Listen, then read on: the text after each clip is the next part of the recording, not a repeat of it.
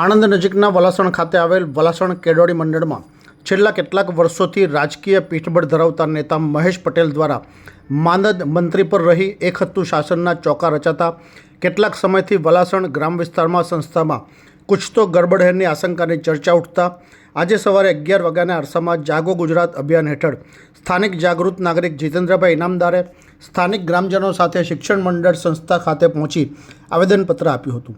છેલ્લા કેટલાક સમયથી સંસ્થામાં નવા ટ્રસ્ટીની નિમણૂક પર ઠાગાઠૈયા કરી યેન કેન પ્રકારે ડિવાઇડ એન્ડ રૂલની પોલિસી અપનાવી એકહત્તુ શાસનના ચોકા રચતા હોય નવા ટ્રસ્ટીની નિમણૂક કરવામાં આવે ઉપરાંત મંડળના હિસાબમાં ગોબાચારી કરવામાં આવી રહી હોયની આશંકા વ્યક્ત કરી વર્ષ 2009 બાદના મંડળના હિસાબ સાર્વજનિક કરવામાં આવેની માંગ કરી।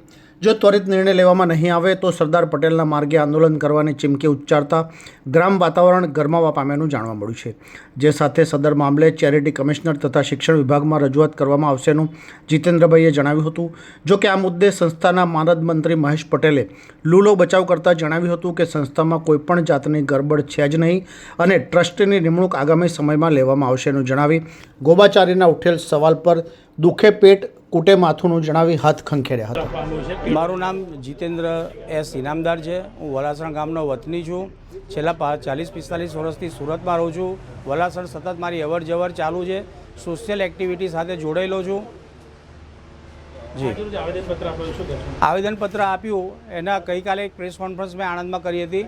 આજે આવેદનપત્ર આપ્યું છે પણ અહીંયાના જે આગેવાન છે મહેશ કાકા એ સરસ્વતી માતાના મંદિરમાં બેસીને જૂઠ ઉપર જૂઠ જવાબ આપી રહ્યા છે। એ બહુ શરમજનક વાત એમની માટે, ગામ માટે અને અમારી માટે બી છે। આગામી અમારો પ્રોગ્રામ જો આ 1 મહિનાની અંદર મહેશ કાકા ટોટલી જે બી એમણે કહ્યું કે ભાઈ હિસાબો તો દર વર્ષે ઓડિટ થાય છે તો અમે ઈચ્છીએ છીએ કે ઓડિટ થયા જ હોયા હોય અને હું ખોટો સાબિત થયું, મહેશ કાકા સાચા ઠરે। 2009 પછીના જે બી ઇતિહાસો છે, જે બી હિસાબો ઓડિટ થયેલા જેની સર્ટિફાઈડ નકલ આપે મેં આવેદનપત્રમાં ડિમાન્ડ કરી છે અને એમની પાસે તૈયાર હોય તો મને અત્યારે આપી દે કોપી। બાકી હું ગાંધી ચીધિયા માર્ગે નહીં, સરદારના ગૃહ માર્ગે આંદોલન કરીશ અને આવતા મહિને મહેશ કાકાનું રાજીનામું માગીશ। જય ભવાની। હું મહેશભાઈ ભૈલાલભાઈ પટેલ આ સંસ્થાનો માનદ મંત્રી તરીકે, ટ્રસ્ટી અને માનદ મંત્રી તરીકે વર્ષોથી સેવા આપી રહ્યો છું। મને આવેદનપત્ર આપ્યું છે પણ મેં વાંચ્યું નથી। પણ તમે કહો છો એમ ટ્રસ્ટી તરીકેની જ વાત હોઈ શકે। ટ્રસ્ટી તરીકે નિમણૂક કોઈ વ્યક્તિની કરો એવું એમનું આગ્રહ છે, એ જ અમે જોઈશું અને મંડળની મિટિંગ થશે એમાં ચર્ચા વિચારણા કરીને શાસનના નિયમો મુજબ, ચેરિટીના નિયમો મુજબ અમે જે કંઈ થઈ શકતું છે અને કોને લઈશું, શું કરીશું એ બધું વિચારીને અમે આગળ વધીશું અને તે વખતે એમને જવાબ આપીશું। બીજું એ લોકો કાલે પ્રેસ કોન્ફરન્સ એવું કહ્યું કે સંસ્થાનું ઓડિટ નથી થયું, એ વિશે શું કહેવું છે? હવે ઓડિટમાં તો સાહેબ ઓન રેકોર્ડ છે। કોઈ મને આવી કે મહેશભાઈ ઓડિટ નથી તો હું ફાઇલો કાઢીને 1984થી તો હું પોતે વહીવટ કરું, મને ખબર છે દરેક વર્ષનું ઓડિટની ફાઇલો પડી છે, ઇન્કમટેક્સ રિટર્ન ભરાય છે।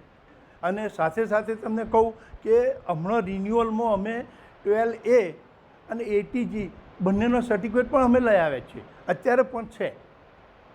એટલે હવે આ બધી વાતો તો ક્યાંક મને એવું લાગે છે કે દુખે છે પેટ અને કૂટે છે માથું એવું દેખાય છે। ઠીક છે, દરેકને પોતાને ભગવાન જે બુદ્ધિ આપે પણ કરે, એમાં મને કોઈ વાંધો નથી। અમે બેઠા છે, થતું છે ત્યાંથી કરીશું। ગામવાળા એમ કે જતા રહો, જતા રહીશું। અમને કોઈ સંસ્થાનો મોહ નથી। બાળકો માટે કામ કરીએ છીએ, લોકો અમને દાન આપે છે અને અમે કામ કરીએ છીએ। અમારા ઘરનું લાઈન કશું મૂકતા નથી। ये है हलचल टीवी नेटवर्क और आप देख रहे हैं हलचल टीवी न्यूज। हर हलचल पर नजर, हर हलचल की खबर।